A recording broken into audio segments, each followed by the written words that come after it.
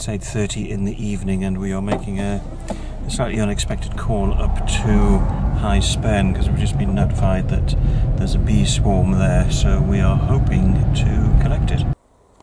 We've arrived at the hop garden and we have now found the swarm. It's not particularly big, but it may take some shaking to get it into the swarm box because that's quite a substantial branch. Okay, so here is the swarm box. As you can see down at the front, there are bees on the gauze, sort of sticking their tails up and waggling, which would suggest that the queen is inside. And at the moment I'm not seeing any movement in or out of the hole on the side there, but there are a few up in the tree here, but not too many.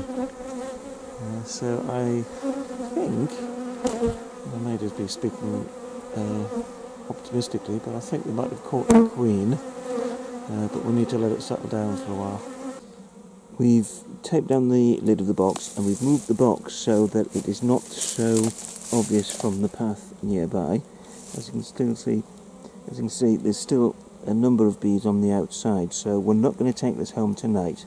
We're going to leave it to settle down, let the stray bees go in, and in the early hours of the morning we will come back and collect this. In the meantime, we've actually got to go back and sort out a hive.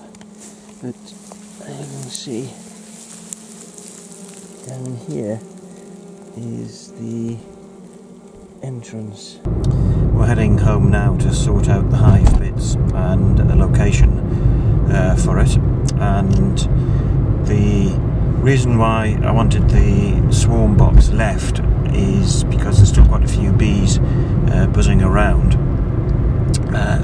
but assuming we've caught the queen, all the bees will then go into the swarm box over the next couple of hours or so. But we don't want to leave it too late in the morning to collect the swarm box, because once the sun is up it's only a matter of the temperature rising enough before the bees start to go foraging, so we don't want them to suddenly find that their home has disappeared when they get back from foraging. So that means we're going to be getting up there at about, I'll get up at 5 o'clock in the morning and collect the box at about 5:30. What I should say is a thank you to David and Sarah, because it was just outside the entrance to the hop garden that they run where the swarm was, and they were the people who notified me of it. So thanks David and Sarah. We have now set up a new hive ready to move the colony in tomorrow morning.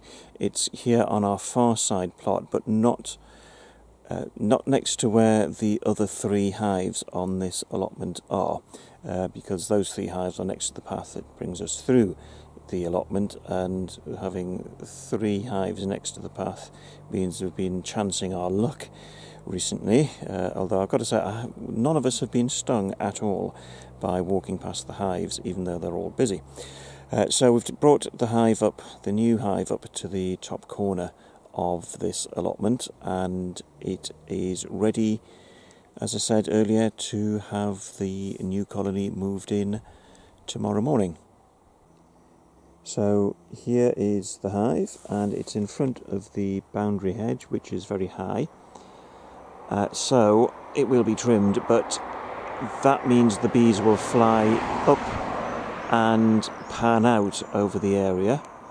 And the hive itself is in front of our gooseberry bushes patch, and as you can see, this is the rest of the allotment here, so mainly soft fruit on here, but because the hive is in front of all of this, then the bees will tend to miss this area out because they will forage to the south of them. So tomorrow morning all we've got to do is go back to High Spen, hopefully without the sound of noisy motorcyclists at 5 o'clock in the morning, and we'll pick up that swarm box. Hopefully all the bees will be in there, because I think we've caught the queen. So the bees, any remaining bees, should follow her into the swarm box. So it's just a case of sealing up the box first thing tomorrow morning and bringing it over here and placing them in the hive. So it's now 10:10 and that's our day just about done. I've done the lock-up of the animals. I did it whilst we were sorting out the hive parts. So I'm heading home and hopefully we're going to be able to have some dinner.